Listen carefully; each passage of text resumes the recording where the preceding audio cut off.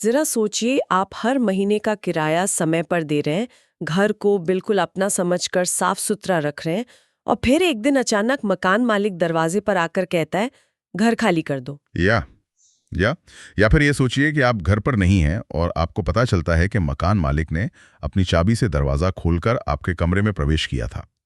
ये सिर्फ डरावने ख्याल नहीं है। ये देश भर में हजारों किराएदारों की रोजमर्रा की हकीकत है। अक्सर जानकारी की कमी की वजह से लोग डरे हुए रहते हैं।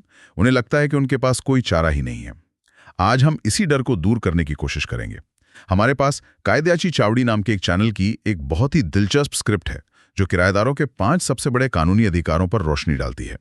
तो आज हमारा मिशन है इस स्क्रिप्ट की परतों को खोलना और ये समझना कि एक किराएदार का सफर, मतलब चाबी लेने से लेकर सिक्योरिटी डिपॉजिट वापस मिलने तक, कानूनी रूप से कितना सुरक्षित है।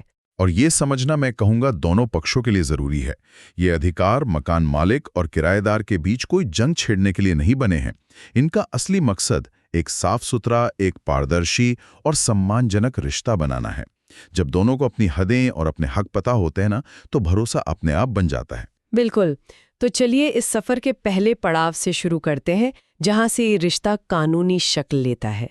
स्क्रिप्ट का पहला और सबसे बुनियादी अधिकार है लिखित रेंट अग्रीमेंट। स्क्रिप्ट में एक बहुत दमदार लाइन है, ये पेपर ही कोर्ट में आपकी सबसे बड़ी ढाल बनता है। पर हम देखते हैं कि आज भी, खासकर छोटे शहरों में, जुबानी बात पर ही घर किराए पर दे दिया जाता है। ये कितना बड़ा जोखिम है। ये एक बहुत बहुत बड़ा जोखिम है। जुबानी बातों की कोई कानूनी कीमत नहीं होती, वो तो बस हवा में होती हैं। लिखित एग्रीमेंट उस रिश्ते को एक कानूनी ढांचा देता है। अच्छा। ये सिर्फ एक कागज का टुकड़ा नहीं है, ये मकान मालिक और किराएदार के रिश्ते का, आप कह सकते हैं, संविधान है। संविधान, वाह।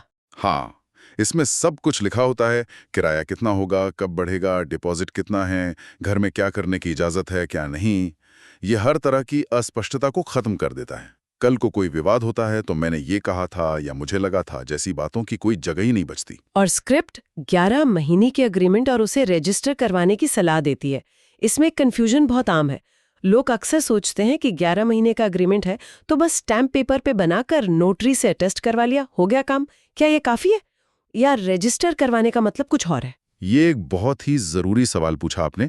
देखिए, 12 महीने से कम के एग्रीमेंट को रजिस्टर करवाना कानूनी रूप से अनिवार्य नहीं है, इसीलिए लोग 11 महीने का बनवाते हैं। हाँ, ताकि स्टैम्प ड्यूटी और रजिस्ट्रेशन की प्रक्रिया से बच सके। बिल्कुल। लेकिन एक नोटरी से अटेस्ट किया हुआ एग्रीमेंट और एक सब रजिस्ट्रार ऑफिस में रजिस्टर्ड एग्रीमेंट की कानूनी ताकत में जमीन आसमान का फर्क होता है। अच्छा। कोर्ट में एक रजिस्टर्ड डॉक्यूमेंट की मान्यता बहुत ज्यादा होती है। वो इस बात का पक्का सबूत है कि दोनों पार्टियों ने अपनी मर्जी से उन शर्तों को माना है। तो सलाह यही है, चाहे एग्रीमेंट 11 महीने का ही क्यों ना हो, उसे रजिस्टर जरूर करवाएं। थोड़ा खर्च और समय लगेगा, लेकिन ये भविष्य के बड़े विवादों से बचाता है। तो ये एग्रीमेंट तो हो गया रिश्ते की नींव, पर असली परीक्षा तो तब होती है जब रिश्ते में कोई खटास है। और सबसे बड़ा डर, घर से अचानक निकाले जाने का डर। स्क्रिप्ट का दूसरा पॉइंट इसी डर को संबोधित करता है और इसे बड़े जोरदार तरीके से कहता है, मकान मालिक आपको रातों रात घर से बाहर नहीं निकाल सकता।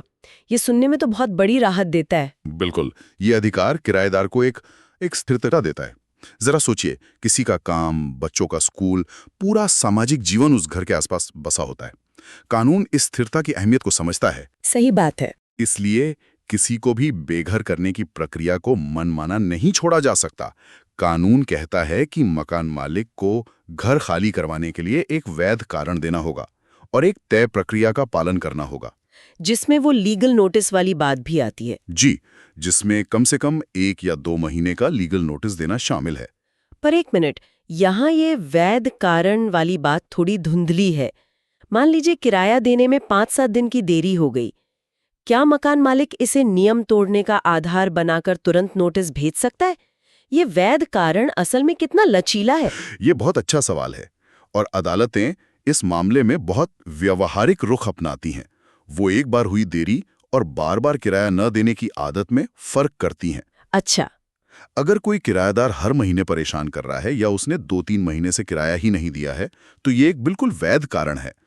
लेकिन अगर किसी महीने किसी वजह से हफ्ते भर की देरी हो गई, तो इसे आमतौर पर बेदखली का ठोस आधार नहीं माना जाता। समझ गई। इसके अलावा वैध कारणों में संपत्ति का गलत इस्तेमाल करना, जैसे रिहायशी जगह पर कोई कमर्शियल काम शुरू कर देना या घर को बड़ा नुकसान पहुंचाना भी शामिल है।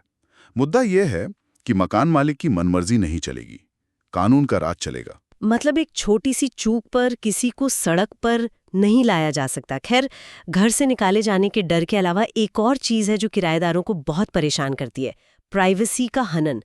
मुझे एक दोस्त का किस्सा याद है जहां मकान मालिक हर दूसरे दिन पाइप चेक करने या खिड़की देखने के बहाने घर में आ जाता था। शुरू में तो ठीक लगा, पर धीरे धीरे ये बहुत असहज हो गया। स्क्रिप्ट का तीसरा अधिकार इसी पर है, निजता का अधिकार, प्राइवेसी। हाँ बिल्कुल। और आपका दोस्त अकेला नहीं है, ये एक बहुत आम समस्या है। स्क्रिप्ट सही कहती है कि चाबी होने का मतलब घर में घुसने का लाइसेंस नहीं है। कानूनी भाषा में जब आप कोई जगह किराए पर लेते हैं तो आपको शांतिपूर्ण कब्जे का अधिकार मिलता है। शांतिपूर्ण कब्जा मतलब? इसका मतलब यह है कि उस तय समय के लिए वो जगह आपका घर है, आपका निजी स्थान है, और मकान मालिक बिना आपकी इजाजत या बिना सही वजह बताए उसमें दखल नहीं दे सकता। लेकिन अगर मकान मालिक कहे कि कोई इमरजेंसी थी, जैसे उसे लगा कि गैस खुली रह गई है या कोई पाइप फट गया है, तब क्या? इमरजेंसी की स्थिति अलग होती है। जान माल के नुकसान को रोकने के लिए प्रवेश किया जा सकता है, लेकिन यहाँ भी नियत साफ होनी चाहिए। बार बार छोटे छोटे बहानों से घर में आना इमरजेंसी नहीं बल्कि उत्पीड़न है। सही कहा। और ये सिर्फ असुविधा की बात नहीं है, कानूनी तौर पर इसे ट्रेसपासिंग यानी अनाधिकार प्रवेश भी माना जा सकता है, खासकर अगर किराएदार ने स्पष्ट रूप से मना किया हो। अरे वाह। कई मामलों में बार बार ऐसा करना किराएदार को मानसिक प्रताड़ना के आधार पर एग्रीमेंट तोड़ने का भी अधिकार दे सकता है। तो ये सिर्फ बुरी आदत नहीं, एक गंभीर कानूनी उल्लंघन है। अरे ये तो बहुतों को नहीं पता होगा। मतलब अगर झगड़ा चल भी रहा है तो भी मकान मालिक आपका पानी बंद नहीं कर सकता। ये तो एक तरह से उन्हें किसी भी तरह का ब्लैकमेल करने से रोकता है। स्क्रिप्ट का चौथा पॉइंट इसी से जुड़ा है, बिजली पानी जैसी बुनियादी सुविधाएं। ये बाकी बहुत बड़ी बात है। ये बहुत बड़ी और कह सकते हैं मानवीय बात है। कानून का इरादा बहुत साफ है, बुनियादी जरूरतों को विवाद का हथियार नहीं बनने देना। कोई भी मकान मालिक किराएदार पर दबाव डालने के लिए या घर खाली करवाने के लिए बिजली या पानी जैसी आवश्यक सेवाएं नहीं काट सकता। ये पूरी तरह से गैर कानूनी है। ये एक तरह की मानवीय सुरक्षा है जो सुनिश्चित करती है कि विवाद का निपटारा कानूनी तरीके से हो, न कि किसी को मूलभूत जरूरतों से वंचित करके। और ये सिर्फ बिजली पानी पर ही लागू होता है या फिर सोसाइटी की दूसरे सुविधाओं पर भी? जैसे मान लीजिए पार्किंग की जगह रोक दी या लिफ्ट का एक्सेस कार्ड ब्लॉक कर दिया। मुख्य रूप से यह कानून उन आवश्यक सेवाओं की बात करता है जिनके बिना जीवन यापन मुश्किल हो जाए, जैसे पानी और बिजली। ये सीधे तौर पर जीवन के अधिकार से जुड़ी हैं। अच्छा। पार्किंग या जिम जैसी अतिरिक्त सुविधाओं के मामले थोड़े अलग हो सकते हैं और ये एग्रीमेंट की शर्तों पर ज्यादा निर्भर करते हैं। लेकिन अगर इन सुविधाओं को भी सिर्फ किराएदार को परेशान करने के इरादे से रोका जा रहा है तो उसे भी अदालत में चुनौती दी जा सकती है। पर बिजली पानी काटना एक लक्ष्मण रेखा है जिसे पार नहीं किया जा सकता। समझ गई। ऐसा करना सीधे सीधे कानून को अनदेखा करके अपनी मनमानी चलाने की कोशिश है। ये जानना बहुत आश्वस्त करने वाला है। तो अब हम किराएदारी के सफर के आखिरी पड़ाव पर आते हैं। घर मिल गया, सुकून से रह लिया, अब घर खाली करने का वक्त है। और यहीं पर सबसे ज्यादा झगड़े होते हैं सिक्योरिटी डिपॉजिट की वापसी को लेकर। ये स्क्रिप्ट का 5वां और अंतिम अधिकार है। हाँ, और ये वो मोड़ है जहां अच्छे खासे रिश्ते भी खराब हो जाते हैं। कानून साफ कहता है कि घर खाली करने के बाद मकान मालिक को सिक्योरिटी डिपॉजिट लौटाना होगा। वो उसमें से सिर्फ वाजिब टूट फूट, मतलब रीजनेबल वेयर एंड टेयर, और अगर कोई किराया या बिल बकाया है तो उसके पैसे काट सकता है। यहीं पर सारी समस्या है। ये वाजिब टूट फूट का मतलब हर कोई अपने हिसाब से निकाल सकता है। मकान मालिक के लिए दीवार पर लगा एक छोटा सा दाग भी नुकसान हो सकता है, जबकि किराएदार के लिए वो सामान्य इस्तेमाल का हिस्सा है। इसे कैसे साफ किया जाए? इसे एक उदाहरण से समझते हैं। अगर 2 साल रहने के बाद स्विच बोर्ड के आसपास की दीवार थोड़ी मैली हो गई है या इस्तेमाल से पेंट कहीं कहीं से हल्का फीका पड़ गया है तो ये वेयर एंड टेयर है। हाँ, ये तो होता ही है। इसके पैसे नहीं काटे जा सकते।